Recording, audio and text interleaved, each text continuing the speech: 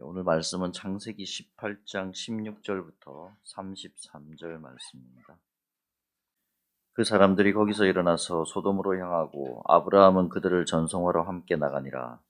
여호와께서 이르시되 내가 하려는 것을 아브라함에게 숨기겠느냐? 아브라함은 강대한 나라가 되고 천하 만민은 그로 말미암아 복을 받게 될 것이 아니냐? 내가 그로 그 자식과 권속에게 명하여 여호와의 도를 지켜 의와 공도를 행하게 하려고 그를 택하였나니 이는 나 여호와가 아브라함에게 대하여 말한 일을 이루려 함이니라. 여호와께서 또 이르시되 소돔과 고모라에 대한 부르짖음이 크고 그 죄악이 심히 무거우니 내가 이제 내려가서 그 모든 행한 것이 과연 내게 들린 부르짖음과 같은지 그렇지 않은지 내가 보고 알려 하노라. 그 사람들이 거기서 떠나 소돔으로 향하여 가고 아브라함은 여호와 앞에 그대로 섰더니 아브라함이 가까이 나아가 이르되 주께서 의인을 악인과 함께 멸하려 하시나이까. 그 성 중에 의인 50명이 있을지라도 주께서 그것을 멸하시고 그 50 의인을 위하여 용서하지 아니하시리이까. 주께서 이같이 하사 의인을 악인과 함께 죽이심은 부당하오며 의인과 악인을 같이 하심도 부당하나이다. 세상을 심판하신 이가 정의를 행하실 것이 아니니까. 여호와께서 이르시되 내가 만일 소돔 성읍 가운데서 의인 50명을 찾으면 그들을 위하여 온 지역을 용서하리라. 아브라함이 대답하여 이르되 나는 티끌이나 재와 같사오나 감히 죽게 하려나이다. 50의인 중에 5명이 부족하다면 그 5명이 부족함으로 말미암아 온 성읍을 멸하시리이까. 이르시되 내가 거기서 45명을 찾으면 멸하지 아니하리라. 아브라함이 또 아뢰어 이르되 거기서 40명을 찾으시면 어찌하리 하시나이까. 이르시되 40명으로 말미암아 멸하지 아니하리라. 아브라함이 이르되 내 주여 노하지 마시옵고 말씀하게 하옵소서. 거기서 30명을 찾으시면 어찌하리 하시나이까. 이르시되 내가 거기서 30명을 찾으면 그리하지 아니하리라. 아브라함이 또 이르되 내가 감히 내 주께 아뢰나이다. 거기서 20명을 찾으시면 어찌하리 하시나이까. 이르시되 내가 20명으로 말미암아 그리하지 아니하리라. 아브라함이 또 이르되 주는 노하지 마옵소서. 내가 이번만 더 아뢰리이다. 거기서 10명을 찾으시면 어찌하리 하시나이까. 이르시되 내가 10명으로 말미암아 멸하지 아니하리라. 여호와께서 아브라함과 말씀을 마치시고 가시니 아브라함도 자기 곳으로 돌아갔더라. 아멘.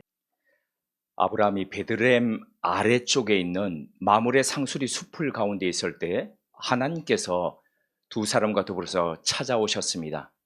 하나님께서 방문하신 목적은 두 가지를 알려주시기 위함이었습니다.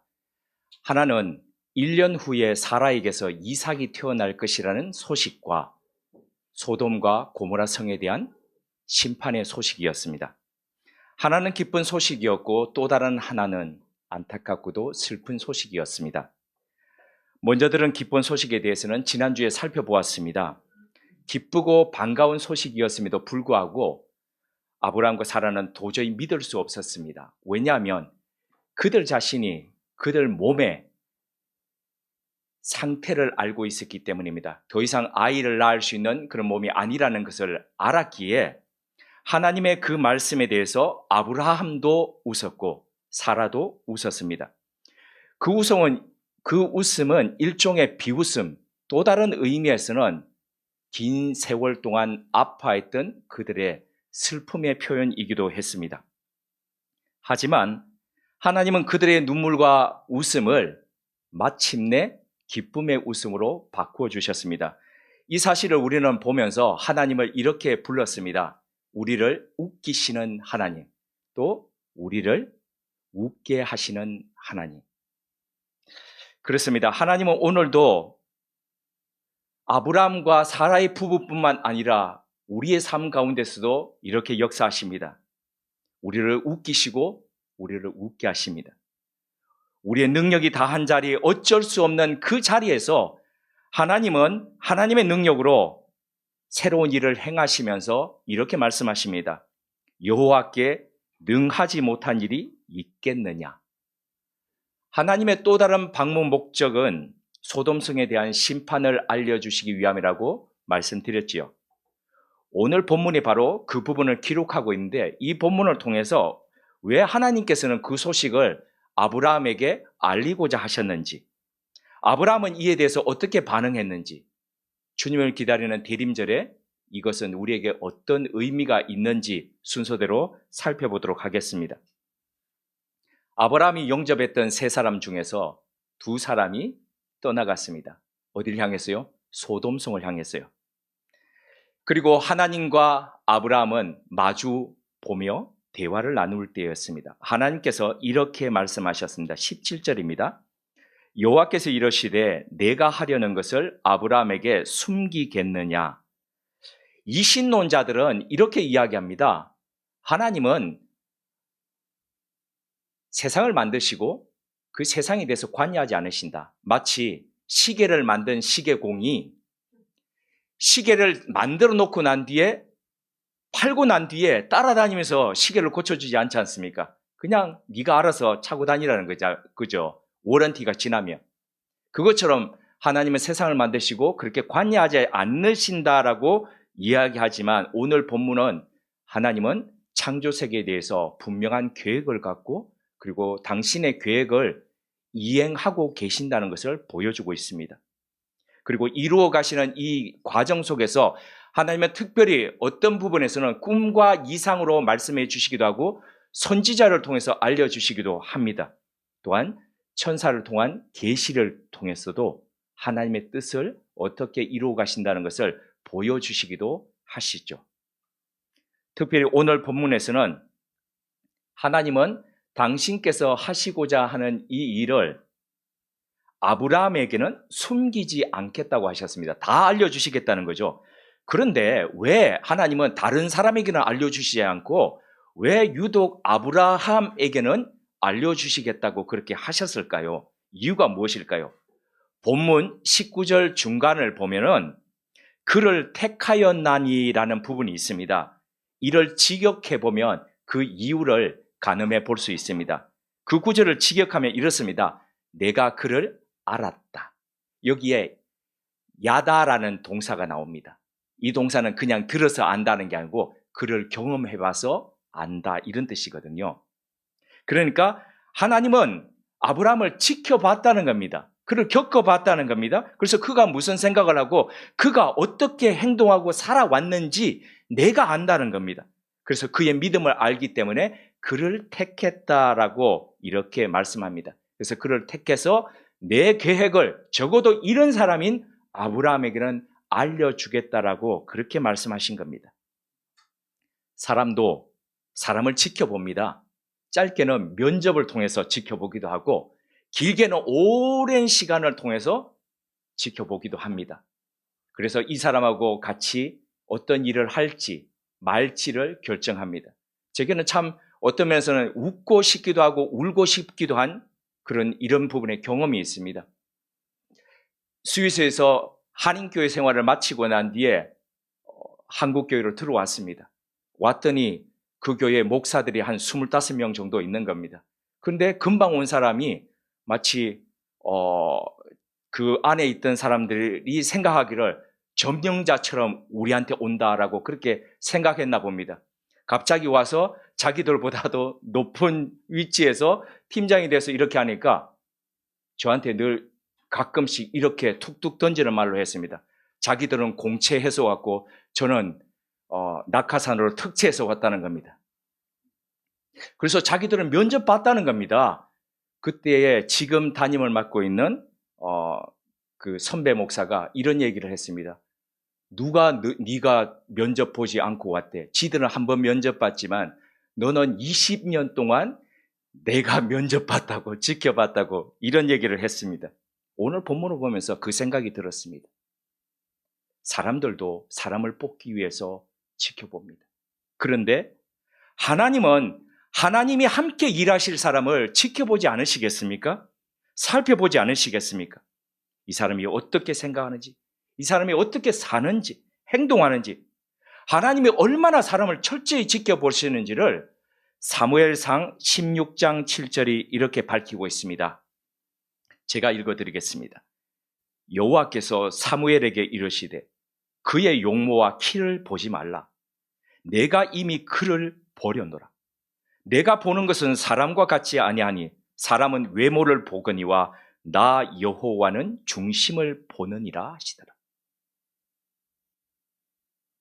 사울 왕 대신에 이새의 집에 가서 다시 다른 왕을 세우라고 하셨던 사무엘이 가서 보니까 첫째 엘리압이 너무 마음에 드는 겁니다.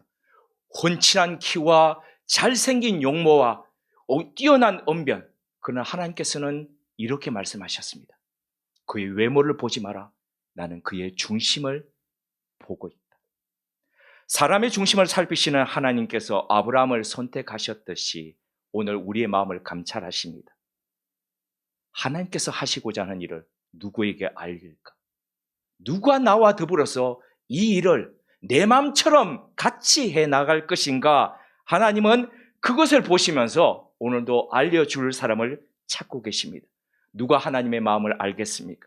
누가 알아서 오늘도 그 외롭게 하나님의 마음을 드러내고자 하시는, 알려주고자 하시는 그 사람을 찾고자 하시는 그 아버지의 마음을 알아서 그 하나님의 마음을 위로해 드리겠습니까? 심판을 내리시기 전 마지막으로 소돔과 고모라 성의 죄악상을 살피기 위해 하나님께서는 두 천사를 먼저 보내셨습니다. 그들 천사가 떠나가고 난 뒤에 아브라함은 하나님과 마주했습니다. 그때 나눈 대화 내용을 본문 22절에서 33절이 기록하고 있지요. 이 모습은 오래도록 하나님 앞에서 그리스도인들이 어떤 태도로, 어떤 기도자로, 어떤 중보자로 서야 될 것인지를 가르쳐주는 표본과 같은, 텍스트와 같은 그런 역할로 이 본문이 사용되었습니다. 몇 가지로 요약해 봅니다. 첫째, 기도라는 것은 하나님 앞에 그대로 서는 것이라는 겁니다. 창세기 18장 22절이 이렇게 증가합니다. 그 사람들이 거기서 떠나 소돔으로 향하고 가고 아브라함은 여호와 앞에 그대로 섰더니, 기도는 무릎 꿇고 두 손 모으거나 아니면 엎드리자마자 쏟아놓는 우리의 독백이 아니라는 겁니다. 그것은 하나님 앞에 그냥 서는 것이라는 겁니다. 하나님의 임재를 느끼면서 그저 하나님 앞에 서는 것. 우리 왜 그리고 좋은 사람, 만나고 싶은 사람 곁에 가면 이 얘기 저 얘기 할 수도 있겠지만 그저 이렇게 같이 있는 것, 그저 바라보는 것, 그것만으로도 그냥 위안이 되고 좋지 않습니까? 하나님 앞이 바로 그렇다는 겁니다. 이게 바로 기도의 시작이라는 겁니다. 둘째는 하나님께 더 나아가는 것이 기도라는 겁니다. 23절입니다. 아브라함이 가까이 나아가 이르되 주께서 의인을 악인과 함께 멸하려 하시나이까. 아브라함이 더 가까이 나아갔죠. 소돔섬의 심판 예고를 들으며 아브라함은 서 있던 자리에서 걸음을 한 걸음 더 옮겨서 하나님 앞으로 가까이 나아갔습니다. 하나님과 대화하기 위함입니다. 더 가까이 나가서 더 속삭이기를 원했던 겁니다. 더 자세히 듣기를 원했던 겁니다. 이렇게 기도는 하나님 앞에 한 걸음 또 한 걸음 더 나아가는 것입니다. 사람 사이에 거리가 있지요. 동일한 거리가 있는 것이 아닙니다. 사람이 친밀할수록 그 거리는 좁아집니다. 그 거리가, 관계가 멀수록 그 마음의 거리는 더 멀어집니다. 친밀도와 비례하지요. 하나님과 우리 사이도 그렇습니다. 예부터 하나님을 사랑하는, 그리고 더 사랑하는, 더 사랑하기를 원하는 그리스도인 영성가들이 변함없이 바랬던 것 단 한 가지가 있습니다. 그것은 하나님과 가까워져서. 근데 얼마만큼 가까워지느냐? 그 하나님께 가까이 더 가서 하나님과 같이 하나 되는 것. 그래서 그것을 하나님과의 합일이라고 그랬습니다. 그 하나님과 하나 되는 것, 간격이 없어지는 것, 그것을 꿈꾸었습니다. 날이 차가워지고 잎들이 떨어지는 늦가을은 이 계절의 특성상 깊은 성찰을 노래하게 합니다. 사람의 이 한가운데가 헝하니 비게 되면 비게 될수록 더 이게 갈망이 되는 거지요. 근원적인 곳에 더 다가가게 하는 계절이 바로 지금의 계절입니다. 이를 잘 알았던 김현성 시인은 이렇게 노래했습니다. 가을에는 기도하게 하소서. 낙엽들이 지는 때를 기다려 내게 주신 겸허한 모국으로 나를 채우소서. 하나님께 더 가까이 나갈 때입니다. 한 걸음 더 나아갈 계절입니다. 그렇게 나아가셨으면 좋겠습니다. 세 번째입니다. 기도는 듣는 것입니다. 창세기 18장 16절에서 21절을 보면 아브라함은 하나님의 말씀을 경청하고 있습니다. 기도는 내 생각과 소원을 쏟아내기 이전에 듣는 것이 먼저입니다. 마더 테레사가 미국을 방문했을 때에 CBS를 방문했습니다. 거기서 뉴스 앵커 댄 레버라는 사람이 있는데 그 쇼에 나갔습니다. 이 앵커 댄 레버가 이렇게 물었습니다. 수녀님, 당신은 하나님께 기도할 때에 뭐라고 말합니까? 그때 마더 테레사가 다소곳이 고개를 숙이고 이렇게 이야기했습니다. 저는 듣습니다. 이 말에 매우 당황했던 이 앵커가 다시 이렇게 물었습니다. 그럼 당신이 듣고 있을 때에 하나님은 뭐라고 말씀하십니까? 그때 테레사 수녀는 잠시 생각하다가 다시 이렇게 말했습니다. 그분도 듣습니다. 기도는 듣는 기도여야 합니다. Listening prayer. 그러므로 참된 그리스도인이란 우선적으로 무슨 일을 해야 할 것인가, 내가 하나님 앞에 어떻게 무슨 말을 해야 할 것인가를 고민하는 것이 아니라 주님과 더불어서 함께하는 사람. 그래서 주님 옆에서 더 가까이 나아가서 주님의 말씀을 듣는 사람, 바로 그 사람이어야 합니다. 네 번째입니다. 기도는 하나님의 뜻을 묻는 것입니다. 23절을 보면 아브라함은 계속해서 하나님께 이렇게 묻습니다. 주께서 의인을 악인과 함께 멸하려 하시나이까? 하나님의 대답을 들으며 아브라함이 이렇게 다시 물었죠. 묻고 또 물었습니다. 의인 50명이 있다면 어떻게 하시렵니까? 45명이라면, 40명이라면, 30명이라면, 20명이라면, 10명이라면 어떻게 하시겠습니까? 그때도 심판하시겠습니까? 아브라함의 계속되는 물음 앞에서 하나님도 계속해서 아브라함의 뜻을 수용해 주십니다. 50명, 45명, 40명, 30명, 10명이 있더라도 내가 그 성을 심판하지 않겠다. 하나님의 이 대답 앞에서 아브라함은 더 이상 묻기를 멈춥니다. 어쩌면 그는 그 큰 성읍들에 적어도 10명의 의인은 있겠지, 아마 그렇게 생각했을 겁니다. 하지만 안타깝게도 소돔성과 고모라성 그 전체를 통틀어서 그 성읍들에는 10명의 의인이 없었습니다. 이를 보면서 우리는 알 수 있습니다. 소돔과 이 고모라성이 멸망한 이유가 그들의 악이 하늘에 닿아서가 아니라 그들 가운데 그 성을 위해서 애타게 가슴치면서 그 성을 위해서 구하는 의인 10명이 없었기 때문이라는 사실을 말입니다. 어쩌면 아브라함이 묻지는 않았지만 하나님이 죄송합니다. 10명이 아니라 단 1명이 있다면 그때도 사해 주시겠습니까? 라고 했으면 하나님이 뭐라고 하셨을까요? 에이, 적어도 그건 안 되지 라고 하셨을까요? 아니면 그래 1명이라도 그렇게 얘기하셨을까요? 이 부분에 대해서 알 수 있는 부분이 있습니다. 예레미야 5장 1절이 이렇게 증거합니다. 너희는 예루살렘 거리로 빨리 다니며 그 넓은 거리에서 찾아보고 알라.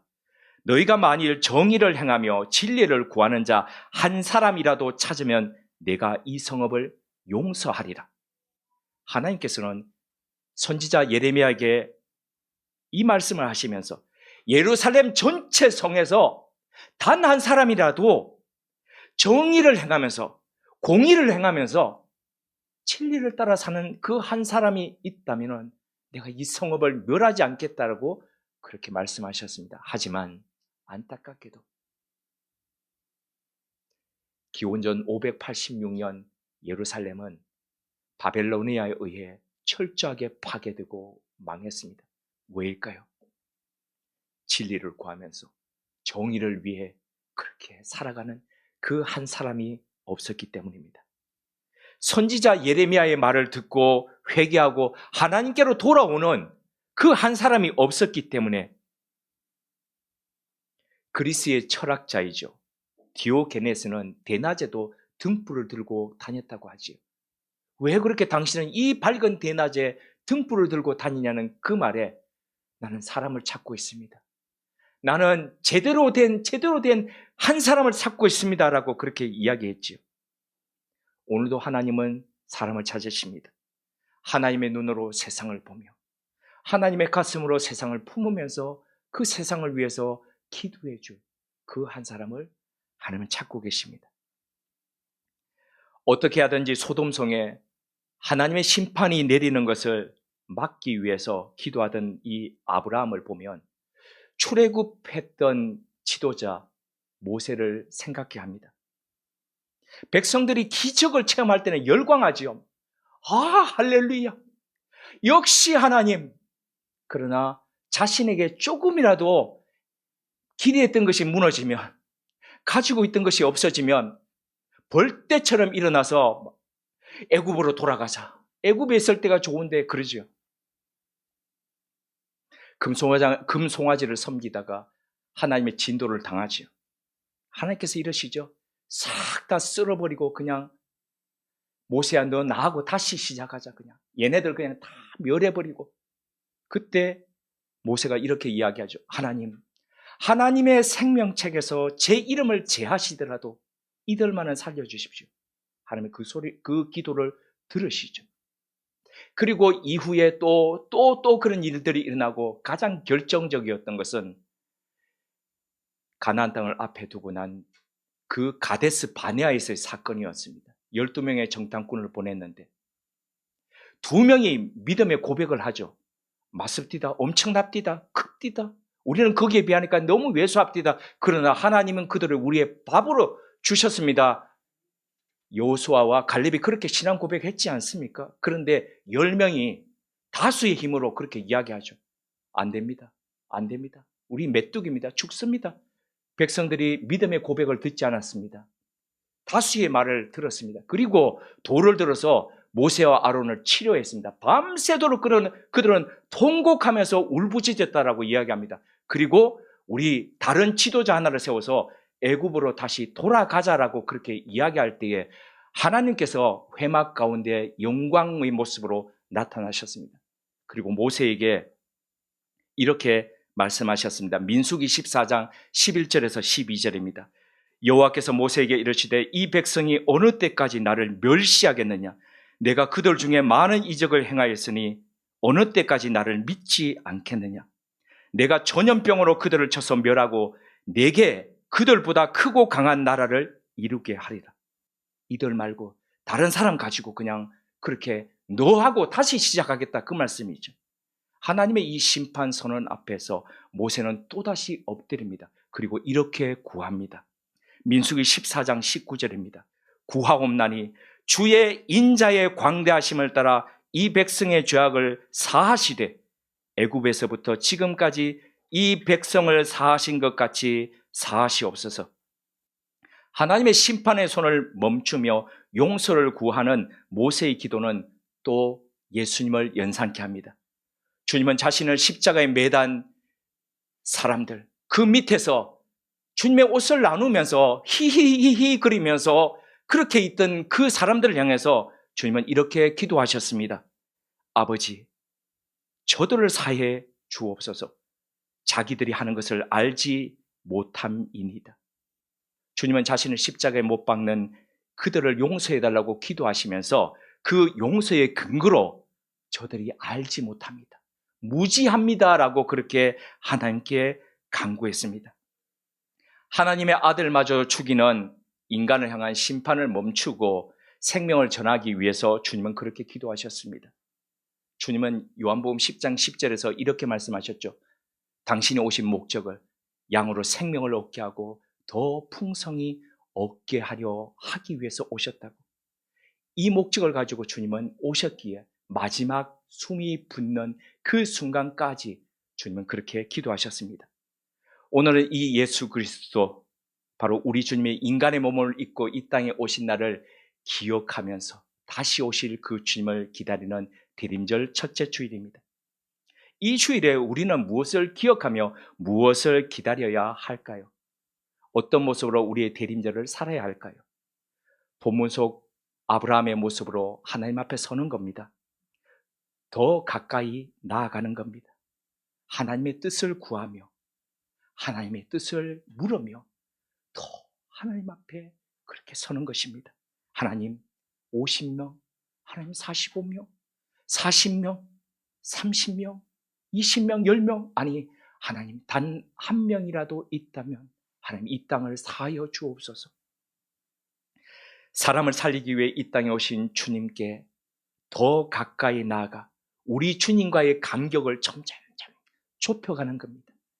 우리의 선배 영성가들이 그렇게 소망했듯이 주님과 하나됨을 꿈꿨듯이 우리도 그 사이가 줄어들어서 주님과 하나 되는 그때에 우리도 우리의 하나님께서 우리를 부르실 그날까지 그렇게 좁혀가는 겁니다.